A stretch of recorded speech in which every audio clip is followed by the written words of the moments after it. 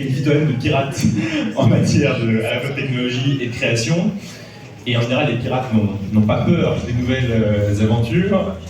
Toi, donc, l'intelligence artificielle dans la culture, dans la création artistique, ce n'est pas quelque chose qui t'effraie du tout. Au contraire, est-ce que tu peux nous dire pourquoi tu crois que justement, ce n'est pas quelque chose qu'il faut repousser ou qu'il faut craindre, mais dont il faut au contraire se saisir?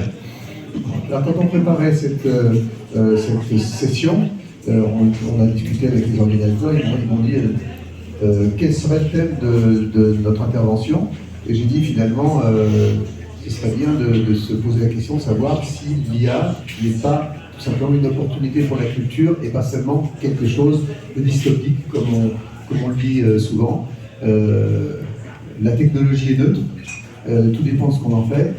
L'invention du feu, le feu c'est dangereux, mais ça a aussi permis les évolutions qu'on connaît. Donc en fait, pour un artiste, il faut se poser la question de savoir comment déjà fonctionne l'IA. L'IA, c'est comme nous savons, c'est le système, c'est de moissonner dans ce qu'on appelle le big data.